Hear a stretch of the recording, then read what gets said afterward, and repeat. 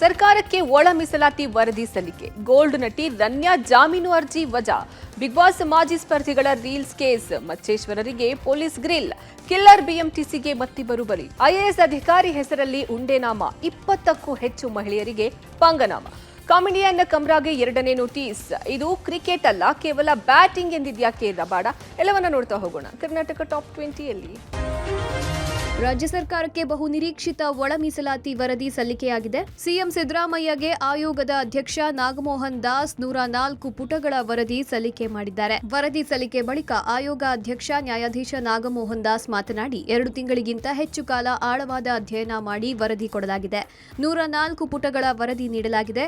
ಇದು ತರಾತುರಿಯಲ್ಲಿ ಕೊಟ್ಟಿರುವ ವರದಿಯಲ್ಲ. ಸರ್ಕಾರ ವರದಿ ಕೇಳಿರಲಿಲ್ಲ.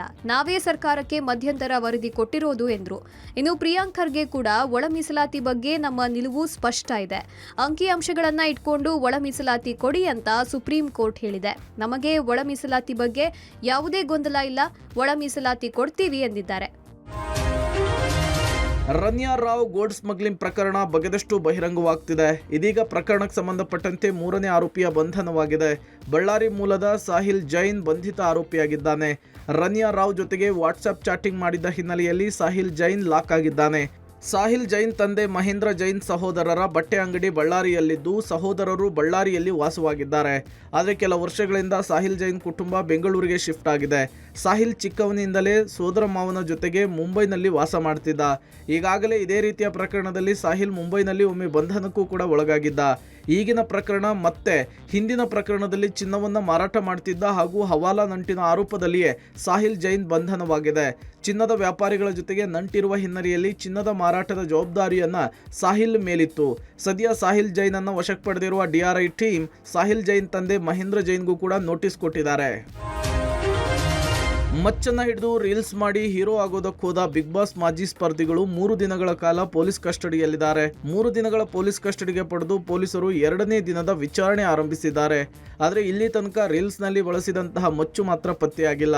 ಇನ್ನು 3 ದಿನ ಕಸ್ಟಡಿಗೆ ಪಡೆದು ಮಚ್ಚು ಪತ್ತೆಗೆ ಸಿದ್ಧತೆ ನಡೆಸಿರುವ ಪೊಲೀಸರು ರಿಮ್ಯಾಂಡ್ ಅಪ್ಲಿಕೇಶನ್ನಲ್ಲಿ ಏನೆಲ್ಲ ಅಂಶಗಳನ್ನು ಉಲ್ಲೇಖಿಸಿದ್ರು ಎಂಬುದನ್ನು ನೋಡುವುದಾದರೆ ರೀಲ್ಸ್ನಲ್ಲಿ ಬಳಸಿದಂತಹ ಮಚ್ಚು ಇನ್ನೂ ಪತ್ತೆಯಾಗಿಲ್ಲ. ಅದು ಅಸಲಿನ ನಕಲಿನ ಅನ್ನೋದು ತನಿಖೆಯ ವೇಳೆ ಗೊತ್ತಾಗುತ್ತೆ. ಆರೋಪಿಯ ಪತ್ನಿ ಫೈಬರ್ ಮಚ್ಚನ್ನು ಕೊಟ್ಟು ತನಿಖೆಯ ದಾರಿ ತಪ್ಪಿಸುವ ಯತ್ನ ಮಾಡಿದ್ದಾರೆ. ಇಬ್ಬರೂ ಕೂಡ ವಿದ್ಯಾವಂತರಾಗಿದ್ದು ಉದ್ದೇಶಪೂರ್ವಕವಾಗಿಯೇ ಮಚ್ಚನ್ನು ಬಳಸಿ ರೀಲ್ಸ್ ಮಾಡಿದ್ದಾರೆ. ರಜತ್ ಮತ್ತು ವಿನಯ್ ಮೊಬೈಲ್ಗಳನ್ನು ವಶಕ್ಕೆ ಪಡೆದಿದ್ದು ಆ ಮೊಬೈಲ್ನಲ್ಲಿ ವಿಡಿಯೋ ಡಿಲೀಟ್ ಆಗಿದೆ. ರೀಲ್ಸ್ ಶೂಟ್ ಮಾಡಿದ್ದಂತಹ ಮೊಬೈಲ್ ಯಾವುದು, ಅದನ್ನು ಶೂಟ್ ಮಾಡಿದವರು ಯಾರು ಅನ್ನೋದು ಗೊತ್ತಾಗಬೇಕಿದೆ. ಮಚ್ಚು ಅಸಲಿನ ನಕಲಿನ ಅನ್ನೋದು ಪತ್ತೆ ಮಾಡದಿದ್ರೆ ಕೇಸ್ ಅಪೂರ್ಣವಾಗಲಿದೆ ಎಂಬ ಅಂಶವನ್ನು ಉಲ್ಲೇಖಿಸಿದ್ದಾರೆ. ಬಿಎಂಟಿಸಿ ಬಸ್ ಹರಿದು 2 ವ್ಯಕ್ತಿಗಳು ಸಾವಿಗೀಡಾಗಿರುವ ಘಟನೆ ಹಳೆ ವಿಮಾನ ನಿಲ್ದಾಣದ ಮುರುಗೇಶಪಾಳಿಯ ಸಿಗ್ನಲ್ ಬಳಿ ನಡೆದಿದೆ. ಘಟನೆಯಲ್ಲಿ ಪಾದಚಾರಿ ಹಾಗೂ ಬೈಕ್ ಸವಾರ ಸಾವನ್ನಪ್ಪಿದ್ದು ಓರ್ವನನ್ನ ಅಸ್ಸಾಂ ಮೂಲದ ತಪಾಸ್ ದಾಲಿ ಎಂದು ಗುರುತಿಸಲಾಗಿದೆ. ನಿನ್ನೆ ರಾತ್ರಿ 10 ಗಂಟೆ ಸುಮಾರಿಗೆ ಘಟನೆಯಾಗಿದ್ದು ಹಳೆ ವಿಮಾನ ನಿಲ್ದಾಣದ ಮುರುಗೇಶಪಾಳಿಯ ಸಿಗ್ನಲ್ನಲ್ಲಿ ಈ ಕಾಮರ್ಸ್ ಬೈಕ್ ಸವಾರ ಯು ಟರ್ನ್ ತೆಗೆದುಕೊಂಡಿದ್ದ.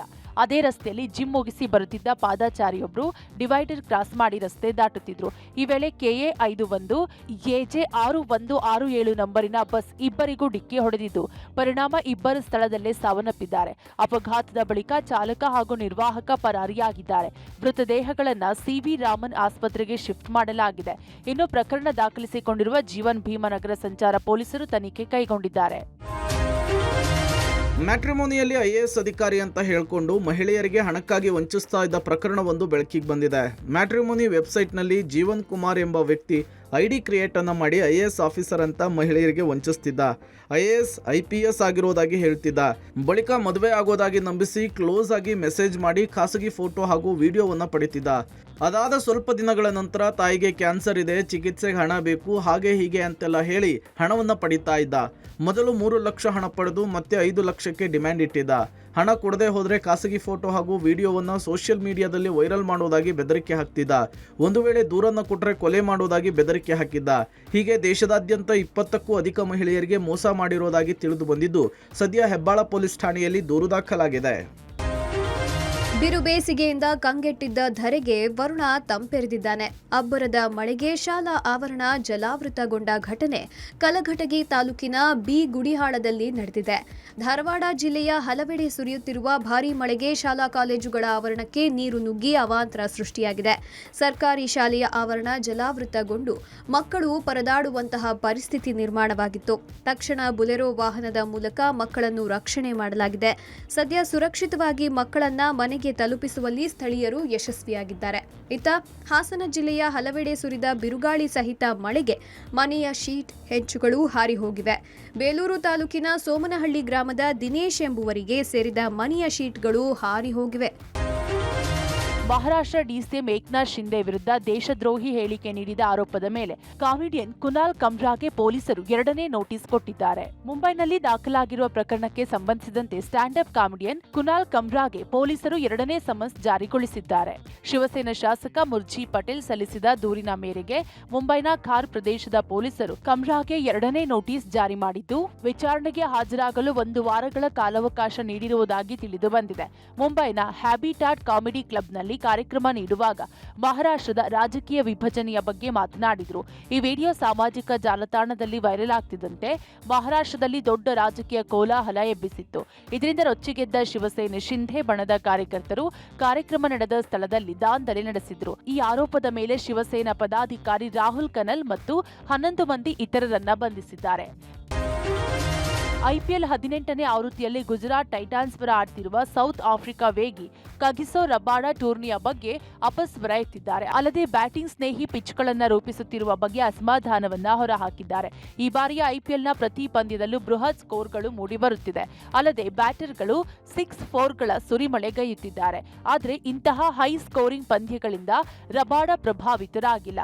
ಈ ಬಗ್ಗೆ ಸಂದರ್ಶನವೊಂದರಲ್ಲಿ ಮಾತನಾಡಿದ ಕಗಿಸೋ ರಬಾಡ ಐಪಿಎಲ್ನಲ್ಲಿ ಬ್ಯಾಟ್ ಮತ್ತು ಚೆಂಡಿನ ನಡುವೆ ಸಮತೋಲನವಿಲ್ಲ ಎಂದಿದ್ದಾರೆ. ಹೈ ಸ್ಕೋರಿಂಗ್ ಪಂದ್ಯಗಳು ಇರಲಿ, ಅದಕ್ಕೆ ನನಗೆ ಯಾವುದೇ ಸಮಸ್ಯೆಗಳಿಲ್ಲ. ಆದರೆ ಇದು ಪ್ರತಿ ಪಂದ್ಯಗಳಲ್ಲೂ ಪುನರಾವರ್ತನೆಯಾಗುತ್ತಿದೆ. ಇಂತಹ ಆವರ್ತನ ಕಡಿಮೆಯಾಗಬೇಕು ಎಂದಿದ್ದಾರೆ. ಇದೇ ರೀತಿ ಸಮತಟ್ಟಾದ ಪಿಚ್ ನಿರ್ಮಿಸಿ ಬ್ಯಾಟರ್ಗಳಿಗೆ ಮಾತ್ರ ಸಹಕಾರಿಯಾಗುವಂತೆ ಮಾಡೋದಾದ್ರೆ ನಮ್ಮ ಈ ಕ್ರೀಡೆಯನ್ನ ಕ್ರಿಕೆಟ್ ಎನ್ನಲಾಗುವುದಿಲ್ಲ, ಬದಲಾಗಿ ಬ್ಯಾಟಿಂಗ್ ಎಂದು ಕರೆಯಬೇಕಾಗುತ್ತದೆ ಎಂದು ರಬಾಡ ಅಸಮಾಧಾನ ಹೊರಹಾಕಿದ್ದಾರೆ.